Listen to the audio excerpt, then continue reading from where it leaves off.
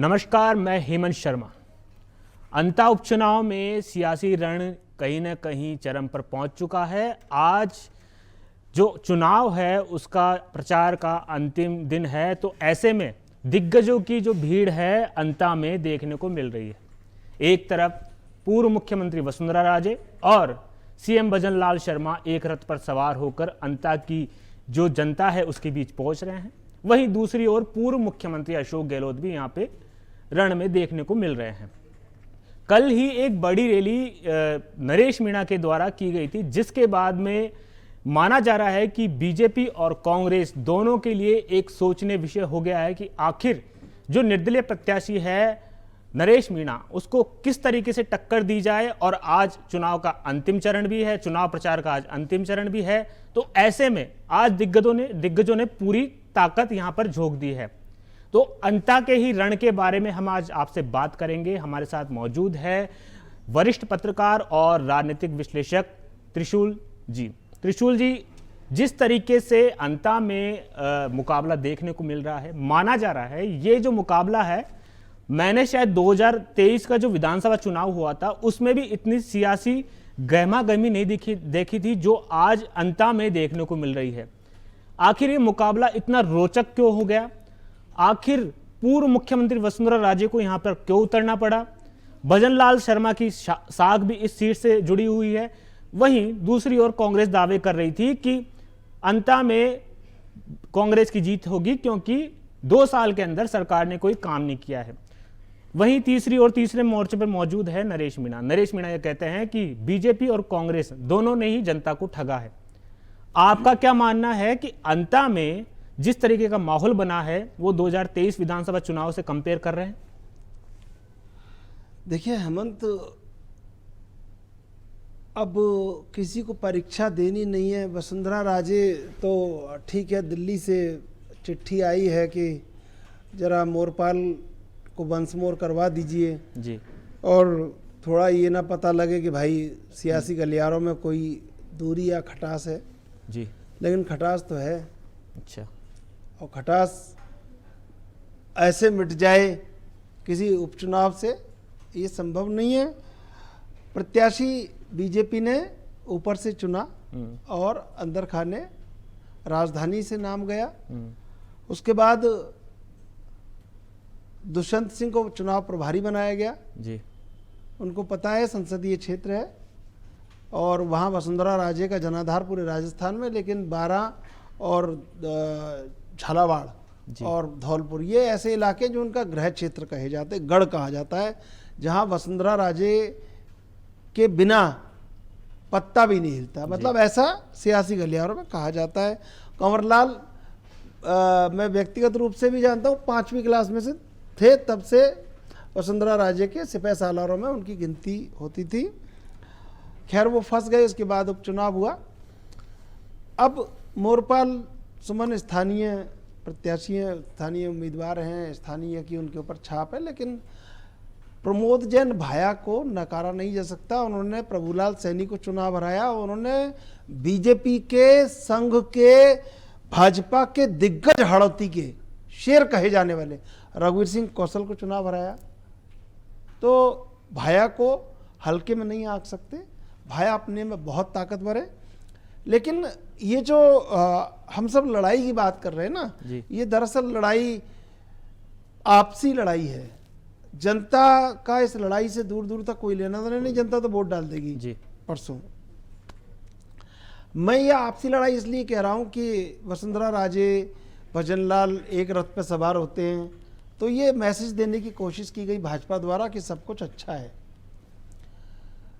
कल रात को अशोक गहलोत ट्रेन से उतरे कोटा में उतरे और धारीवाल के समर्थक और प्रहलाद गुंजल के समर्थक आपस में, उसको एक शब्द है जूतम पैजार। हाँ। मतलब वो जूतम पैजार से बच गए या हुई या ना हुई। हाँ। लेकिन अंदर खाने खबर दबाने की कोशिश की गई, लेकिन खबर दिल्ली जयपुर सब लेकिन माना बताया तो जा रहा, धक्का मुक्की भी अच्छी खासी, मारपीट तक भी नौबत, वो जूतम पैजार ही उसको बोलते हैं जी। तो वसुंधरा राजे और भजनलाल को एक दिखाने की कोशिश बीजेपी कर रही है। वहाँ पर प्रहलाद गुंजल और शांति धारीवाल और भाया सबको एक दिखाने की कोशिश कांग्रेस कर रही है। उसके बाद कल जो नरेश मीणा की रैली हुई, राजेंद्र गुढ़ा ने खुद कहा कि ये नरेश मीणा हैं जो भजनलाल शर्मा और वसुंधरा राजे को एक रथ पे ले आए, ये नरेश मीणा हैं जो हनुमान बेनीवाल और मुझको एक मंच पर ले आए। तो दरअसल क्या है कि ये अभी राजस्थान की राजनीति की रोचकता है, और वो रोचकता का नाम है अंता उपचुनाव। 2 दिन बाद कुछ नहीं रहेगा, 3 दिन बाद जब परिणाम आ जाएंगे तब कुछ नहीं रहेगा। लेकिन कोई ऐसा नहीं है कि भजनलाल शर्मा पर कोई विशेष प्रभाव पड़ेगा, क्योंकि वो वरद हस्त है उनको कि काम करिए, अच्छा काम करिए, बहुत अच्छा काम करिए। उन्होंने कह भी दिया, आप समझिए इतना बड़ा तेवर मुख्यमंत्री भजनलाल शर्मा वहां पर रथ यात्रा में कह रहे थे कि चमचे समझ जाएं अच्छी तरह से, चमचों की भी कार सेवा हो जाएगी अच्छी तरीके से, और चमचों को होश में रहना चाहिए। तो चमचे कौन चमचे थे बताइए? चमचे कौन है? चमचे किसके लिए? कौन किसके चमचे हैं? मैं भी आपसे जानना चाह रहा हूँ किसके लिए। अरे अब किसके चमचे होंगे? किसी ना किसी के होंगे चमचे। वहां पे कौन था? मंच पे तो 2 ही लोग थे, वसुंधरा राजे और भजनलाल शर्मा। तो कटाक्ष तो एक अब कटाक्ष का रोज करने की ताकत रखता है, तो उसको पता है कि मेरा कटाक्ष कहाँ जा रहा है। तो इतना बड़ा कटाक्ष सियासी गलियारों में, अगर इस तरह का कटाक्ष निकल के आ रहा है तो कहीं ना कहीं कुछ ना कुछ अंदर खाने, जिसको कह रहे हैं सुलग रहा है, धुआं उठ रहा है। और वहां पर वसुंधरा राजे को नकार नहीं सकते थे 12 और झालावाड़ और धौलपुर में, तो वहां पे संगठन और सरकार को सर पतली गली से चर्चा है। तो ये भी है सर कि मैंने ऐसे सुना है, चर्चा ये भी चली कि अगर वसुंधरा नहीं आती तो बीजेपी का मामला यहाँ पे गड़बड़ था। आप क्या मानते हैं? अरे सर, ये कहने की बात है, राष्ट्रीय उपाध्यक्ष हैं वो। वसुंधरा राजे कोई गली मोहल्ले की तो नेता है नहीं। उनकी माँ ने इस बीजेपी को खड़ा किया है, ठीक है ना, लोग योगदान भूल जाते हैं। तो वसुंधरा राजे जब 5 साल की और 2 साल की थी ना, तब भी वहाँ टेंटों में पुड़ियाँ खाती थी अपनी वहाँ विजय राजे सिंधिया के संग। तो वो आज की भाजपा ही नहीं है कि उनको कोई ये बात समझाए आके कि साहब आप नहीं आओगी तो भाजपा हार जाएगी। तो आएंगी, उनकी मजबूरी है, उनके ब्लड में इंजेक्ट है भाजपा। अभी तो लोग क्या होता है ना, अभी मैं आपसे यही कह रहा हूँ, लोगों में उतनी राजनीतिक गंभीरता नहीं है। लोग बयान देने से पहले ये सोचते नहीं है कि किसके बारे में क्या बोल रहे हैं। वो क्यों नहीं आएंगी? उनको आना पड़ेगा, उनका संसदीय क्षेत्र है, उनके पुत्र का संसदीय क्षेत्र है, उनकी साख है कि भाई 12 में अगर बीजेपी चुनाव हारती है तो जी। हालांकि ऐसा कुछ नहीं है कि जीतने का कोई मुझे अभी ऐसा वो नहीं दिख रहा कि मैं ये कह दूं कि नहीं साहब स्पष्ट जीत हो रही है। जी, एक सवाल मेरे जहन में काफी देर से घूम रहा है। मैं ये अगर बीजेपी और कांग्रेस इन दोनों के खाते से सीट निकलती है, मतलब इनके दोनों के हाथ में सीट नहीं आती, तीसरा मोर्चा है नरेश मीणा निर्दलीय प्रत्याशी है, वो अगर सीट जीत जाते हैं तो बीजेपी और कांग्रेस दोनों के लिए क्या सियासी संदेश प्रदेश में जाने वाला है? आप क्या मानते हैं? कोई सियासी संदेश नहीं जाने वाला। किरोड़ी लाल मीणा बहुत बड़ा चेहरा बीजेपी के पास है, मीणा वोटों का जी, ठीक है ना। मैं आपको बहुत स्पष्ट तौर पे बता दूं, अभी एक पुष्ट लग जाएगी, किरोड़ी लाल मीणा को कोई परास्त कर दे।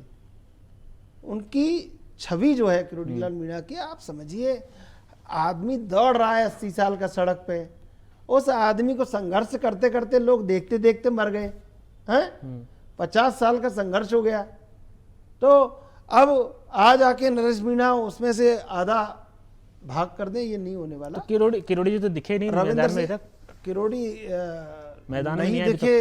इसके सियासी मायने बीजेपी को समझने चाहिए। नहीं तो वो क्यों नाराजगी है, क्या है? नहीं, नाराज तो वहाँ सभी है ना, मना हुआ है कौन बताओ? आप कह रहे हैं मतलब मना हुआ कौन है वहाँ? अरे भाई, आम आदमी पार्टी का समर्थन ले लिया नरेश मीणा ने जी, ठीक है, मंच पे बुला लिया उनको जी, लेकिन कितना लिया और कितना दिया है आपको पता है। कौन आम आदमी पार्टी से मिलने जा रहे हैं? लेकिन अब ये नरेश मीणा, देखो मैं आज बता रहा हूँ आपको, राजनीतिक समीकरण है।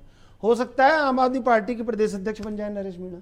अच्छा, आप ये भी समझ, बहुत बड़ी बात बोल रहे हैं। मैं आपको क्योंकि उन्होंने जिस तरह बीजेपी और कांग्रेस को धो धो के पानी पी पी के गाली दी है, अब मुझे कोई रास्ता ऐसा नहीं दिखता इस समय कि जहां पर मुझे लगता हो कि नरेश मीणा के लिए ये दरवाजा खुला हुआ है बीजेपी और कांग्रेस या बीजेपी कांग्रेस के किसी नेता का। किरोड़ीलाल मीणा से सामने फाइट उन्होंने ले रखी है, अशोक गहलोत से फाइट ले रखी है, वसुंधरा राजे से फाइट ले रखी है, उन्होंने प्रहलाद गुंजल से फाइट ले, मतलब राजस्थान में नेता नाम की कोई चीज़ नहीं बची बीजेपी कांग्रेस में जहाँ पे नरेश मीणा ने फाइट नहीं ले रखी है। क्या पता जीत का इंतजार हो रहा हो कि जैसे ही जीत जाएंगे नरेश मीणा ऐसे ही आम आदमी पार्टी के प्रदेश अध्यक्ष बना दिए जाएंगे, और वो इसलिए बना दिए जाएंगे क्योंकि मीणा सीटों पर, हाड़ौती और आप जयपुर संभाग की सीटों पर जाएंगे तो बहुत बड़ी बड़ी सीटें ऐसी हैं जो पूरी तरीके से जहां पर Meena vote bank power politics के रूप में वहां पर विराजमान है, सत्ता के सिंहासन को हिलाने की ताकत रखता है। 30 से 40 सीटें ऐसी हैं। तो अगर नरेश मीणा, मतलब मैं ऐसा सोचता हूं, संभावना है ऐसी, सियासत कुछ भी कर सकती है, तो नरेश मीणा क्या पता आम आदमी पार्टी के प्रदेश अध्यक्ष बन जाएं और मीणा वोटों को लेके, और राविंदर सिंह भाटी वहाँ मिल जाएं, राजेंद्र गुढ़ा वहाँ मिल जाएं, हनुमान बेनीवाल वहाँ पे बाहर से उनको, तो ये सब ऐसा हो सकता है अगर नरेश मीणा चुनाव, नरेश हार जाते तो, क्योंकि तीसरा चुनाव है इनका, और हार जाते हैं तो भी आम आदमी पार्टी के प्रदेश अध्यक्ष बनेंगे। अच्छा। क्योंकि बीजेपी कांग्रेस में जाने के लिए कोई रास्ता नहीं बचा, उन्होंने छोड़ा नहीं है अभी। लेकिन मतलब अभी कोई आदमी अगर लेके जाए, मैं ये बता रहा हूँ आपको हेमंत भाई, कोई सांसद 5 सांसद ले जाए ना उनको कि भाई ये बीजेपी मारना चाहते हैं, तो उनकी सांसदी खतरे में अगली बार। कोई मंत्री ले जाए तो मंत्री की वो उसकी मिनिस्ट्री खतरे में है। और बीजेपी का कद्दावर से कद्दावर नेता उन्होंने इतना बोल दिया है कि बीजेपी में वो नहीं आ सकते। कांग्रेस में दूर दूर तक संभावना नहीं है, क्योंकि उन्होंने डोटासरा से पंगा ले लिया, डोटासरा को धो दिया, गहलोत जी को धो दिया, फलाने जी को धो दिया, सचिन पायलट जी को धो दिया, उन्होंने किसी को धोने से नहीं छोड़ा। तो अब यही आम आदमी पार्टी बचती है।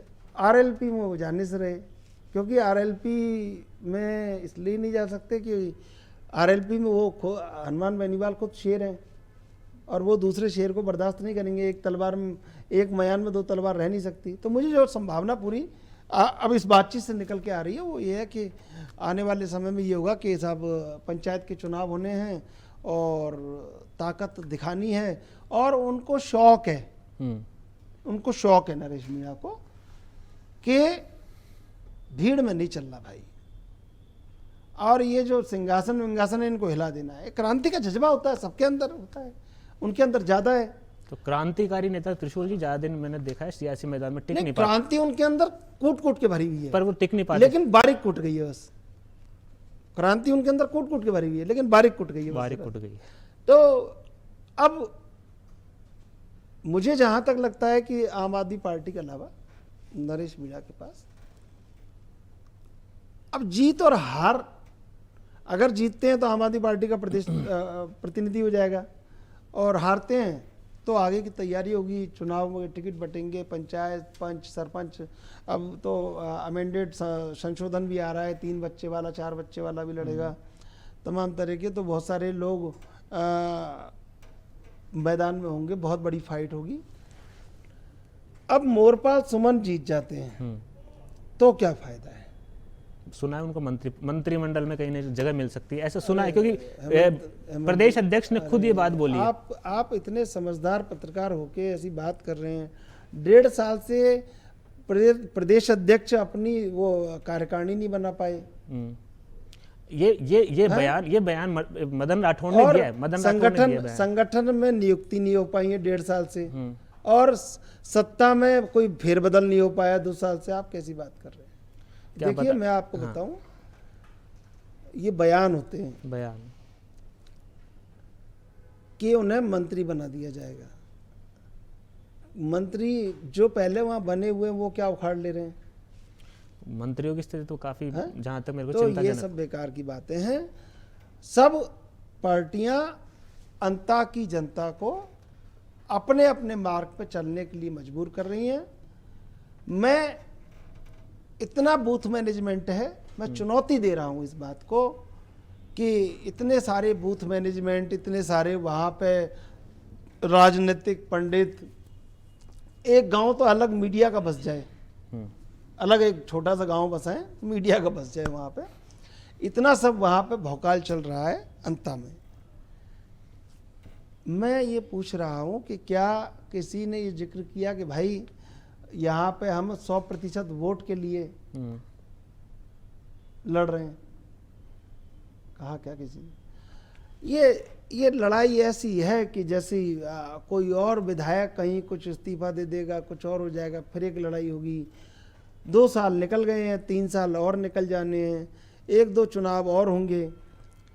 आपको मैं आंकड़ा बता दूं, पिछली बार बीजेपी सारे ही चुनाव हार गई थी, उपचुनाव सारे हार गई थी, और वो लोकप्रियता में हाशिए पे आ गई थी बिल्कुल आंकड़ों में। लेकिन उस सरकार में नहीं थी ना, उस समय सरकार में कमाल कर रहे हैं, उस समय सरकार में नहीं थी। सरकार में कैसे नहीं थी? सरकार ही ऐसी थी जो सरकारी होटलों में रह रही थी।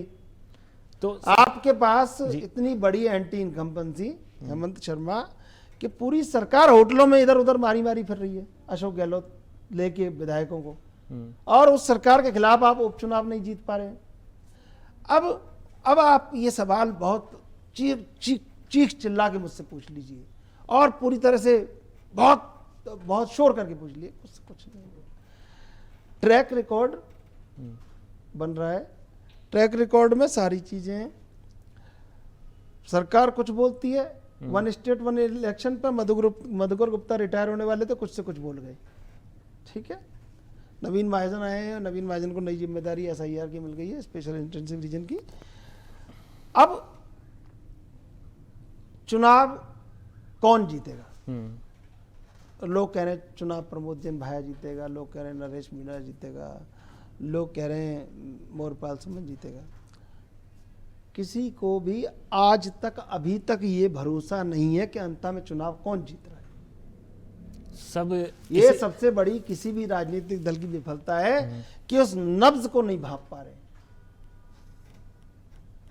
उनको है कि भाई ये माली वोट मोरपाल सुमन को डल जाएगा तो माली वोट कांग्रेस का भी है। जातिगत समीकरण में उलझी हुई ना तीनों ही पार्टियां। तो अब ये है कि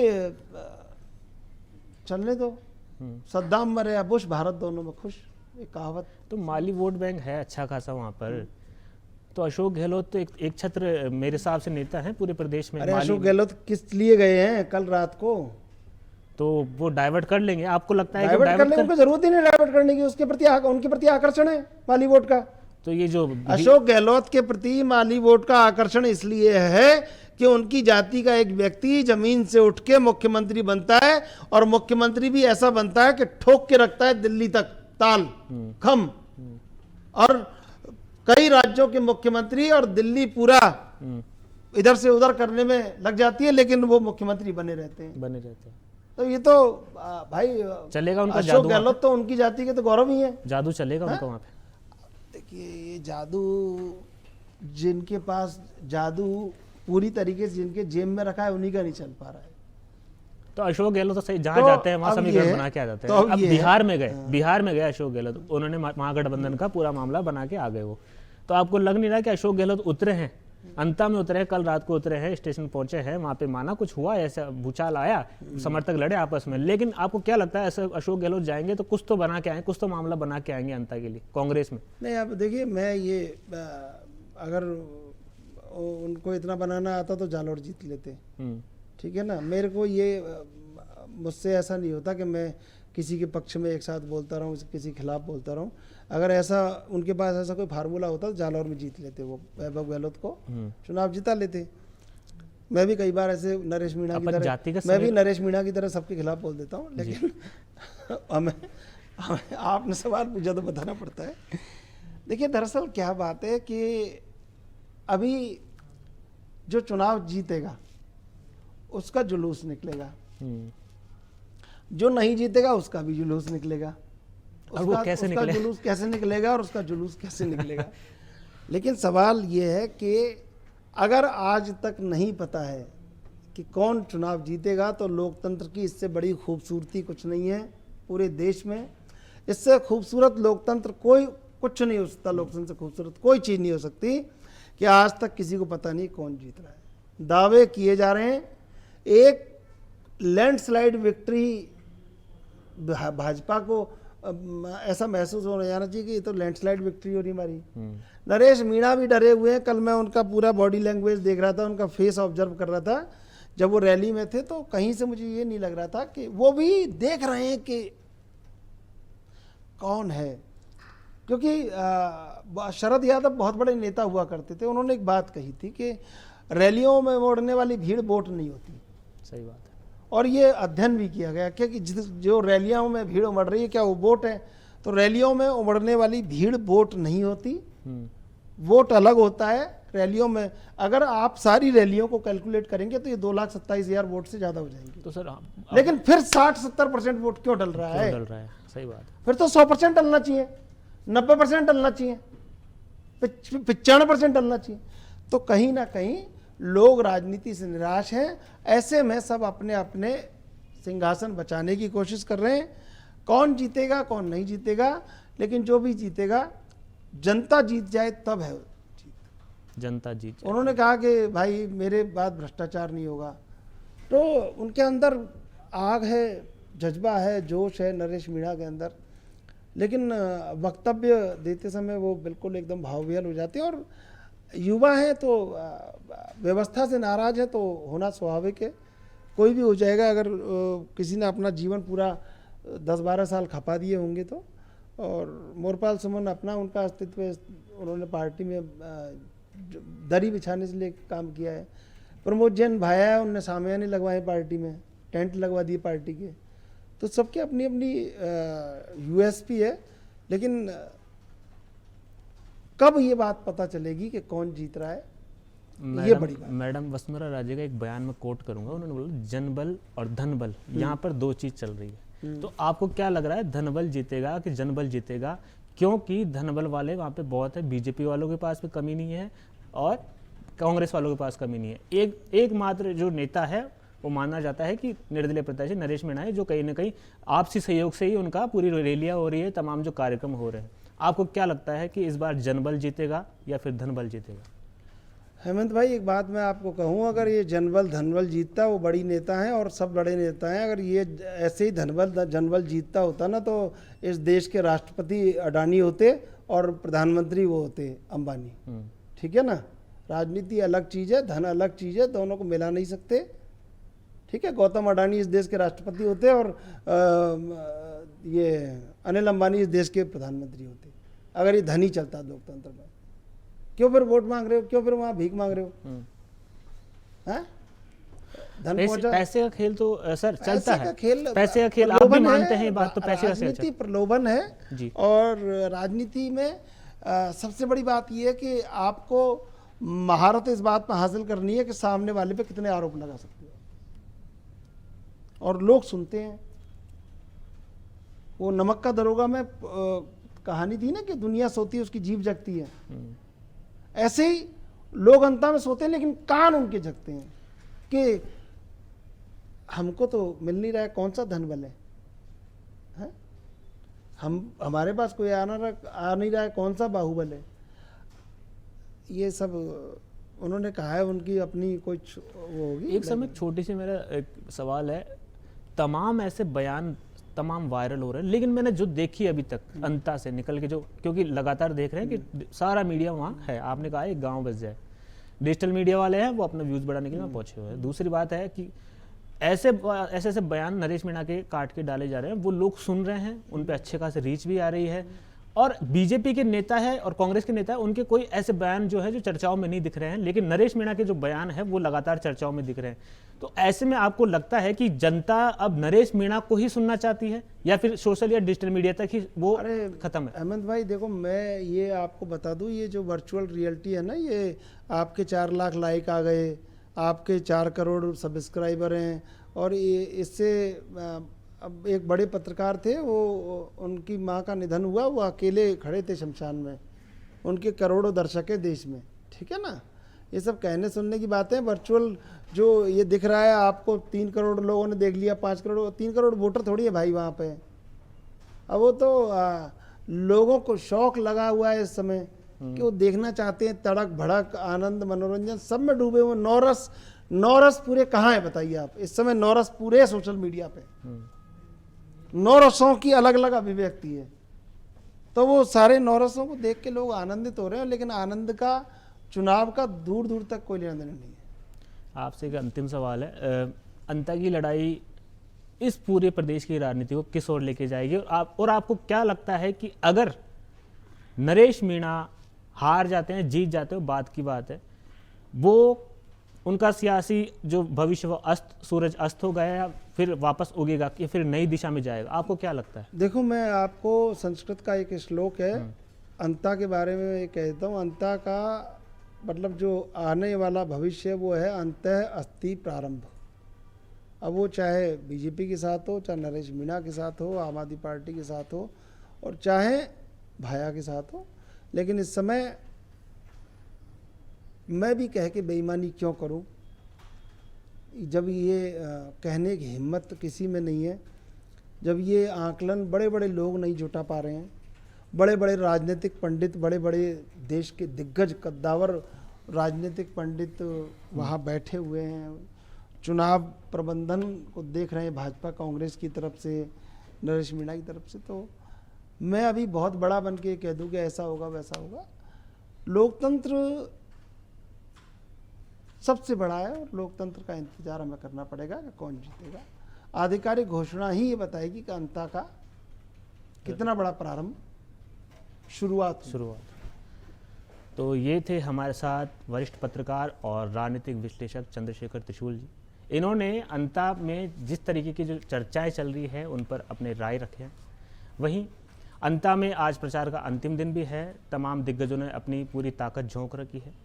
खैर, परिणाम तो जनता के हाथ में है, जनता किसको चुनती है, कौन अंता पर एक बार फिर से देखने को मिलेगा। क्या नरेश मीणा जो लगभग तीसरा चुनाव अपना लड़ रहे हैं, वो एक बार फिर जनता के मन में अपनी छाप छोड़ेंगे, या फिर बीजेपी के मोरपाल सुमन, या फिर कांग्रेस के प्रमोद जैन भाया? ये तो आने वाले भविष्य की बात है, भविष्य के परिणामों की बात है। लेकिन आप तब तक तमाम जो अपडेट है अंता की हम आपको देते रहेंगे। तब तक आप देखते रहिए लोकमत राजस्थान।